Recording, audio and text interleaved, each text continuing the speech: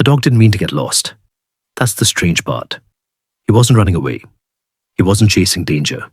He was just following everyone else. The villagers often saw him near the crossroads, brown fur, bright eyes, always alert. Whenever someone walked past, he followed. If they smiled at him, he followed longer. If they ignored him, he still followed, hoping they might turn back. The dog believed something simple. If I stay close, I won't be alone. So he chased footsteps, voices, movement. One person led him to the market, another toward the river, someone else down a narrow road that smelled unfamiliar. Each time he ran with excitement, tail wagging, heart racing. But when people reached their destination, they stopped. They turned. They went inside their homes. And the dog was left standing still. Again. He never noticed how far he had gone, only that the familiar smells were fading. The paths began to look the same. The sounds grew quieter. Still, when another stranger passed, he ran after them, because stopping felt worse than being lost. As the sun lowered, the dog finally slowed down. He looked around. No voices, no footsteps, no familiar road, just open space and confusion.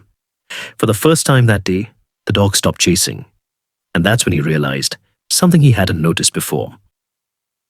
In trying to follow everyone, he no longer knew where he belonged. The dog stood still for a long time, not because he was calm, but because his legs were tired of running without direction. The air smelled different here, dustier, colder. He tried to retrace his steps, but every path looked unfamiliar. Each turn felt like a guess, so he did what he always did. When he heard footsteps in the distance, he ran toward them. A man passed by with a bundle on his shoulder. The dog followed eagerly. Relief rushed through him. Someone knows where they're going, he thought. But after a while, the man stopped near a gate. He stepped inside. The gate closed. The dog waited. Minutes passed. No one came back out. The dog whined softly, then moved on. Further down the road, he spotted another figure. A woman walking quickly, eyes fixed ahead. He ran after her too. This time, she glanced down, frowned, and waved him away. The dog slowed, confused. He didn't understand rejection. He only understood movement. The more he chased, the more tired he became. His tongue hung low, his paws ached, and something else began to hurt. Not his body, but something deeper. Each time he followed someone, and they disappeared, the silence afterward felt heavier. The world grew wider and lonelier. As evening settled, the dog reached a place where the road split into many narrow paths. Too many. He stood in the middle, turning in circles. Every direction felt possible. Every direction felt wrong. He wanted to move. Because stopping meant admitting he was lost. But moving, without knowing where to go, had already brought him here. The dog lay down, chest rising and falling fast. For the first time, no one passed by. No footsteps to chase. No voices to follow. Just stillness. And in that stillness, something unfamiliar happened. The urge to run faded. Not because he was safe, but because he was empty. The dog rested his head on the ground. He didn't know it yet, but this pause was the first moment he hadn't followed anyone. Night arrived slowly, like it didn't want to surprise him. The sky dimmed, the air cooled, shadows stretched across the ground. The dog lifted his head and listened. No footsteps, no voices calling, no movement worth chasing. This was new. He had never stayed still this long before. Usually there was always someone to follow, someone walking with purpose, someone who looked like they knew where they were going. That had always been enough for him. He believed that if he kept close, he would be safe. If he stayed near others, he wouldn't have to decide anything himself. But lying there in the dark, tired and alone, a strange awareness crept in. Every person he followed had their own destination, a home, a task, a place that belonged to them. And every time they reached it, they stopped. They didn't look back. Not because they were cruel, but because they were never meant to lead him. The dog remembered moments from earlier days. The way he would leave one path the instant another person appeared. How he never finished following anyone. Always switching, always chasing the next movement. He had mistaken attention for direction, movement for meaning. His stomach tightened with hunger, but it wasn't the sharpest pain.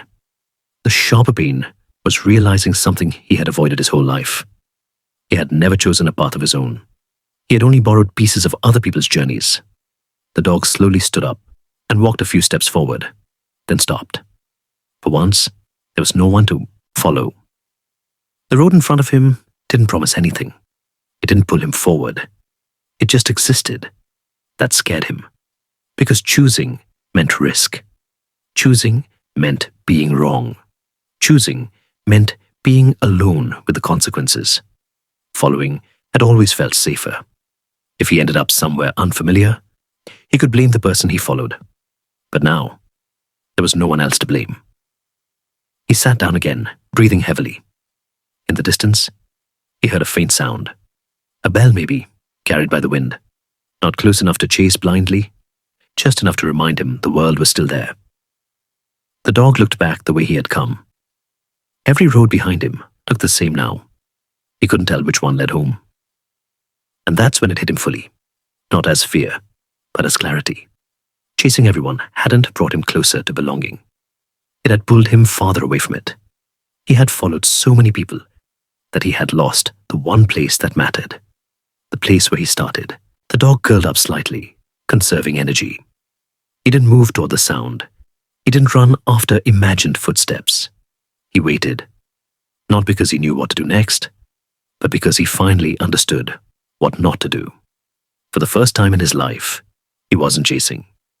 And even though the night was cold and uncertain, that stillness felt more honest than all the running before. Morning light crept in quietly. The dog opened his eyes, stiff and sore, but something inside him felt different. The urge to run wasn't there anymore. For the first time, he didn't lift his head looking for movement.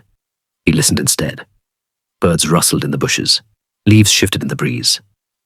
Somewhere far away, a familiar sound drifted through the air, faint but steady. Not footsteps, a smell, old, comforting, home. The dog stood slowly and followed it, not rushing, not chasing, just moving with intention. The path wasn't straight. He hesitated more than once, but he didn't change direction every time something passed by. When a stranger walked along a nearby road, the dog watched and stayed where he was. That felt harder than running ever had. Hours later, he reached the edge of the village. The ground felt familiar beneath his paws. The air carried memories instead of confusion. He didn't bark, didn't run. He simply walked back to the place he had started from. The villagers noticed him later that day. "Look," someone said, "he's back." The dog lay down near the crossroads again. But this time, when people passed, he didn't follow them. He watched them go. Not with hope, not with fear, with understanding. He had learned what chasing everyone had cost him. Belonging doesn't come from running after others. Direction doesn't come from following every voice. Some paths are meant to be chosen, not chased. The dog rested his head on his paws as the sun warmed the ground. He hadn't found everything, but he had found his way back, and that was enough.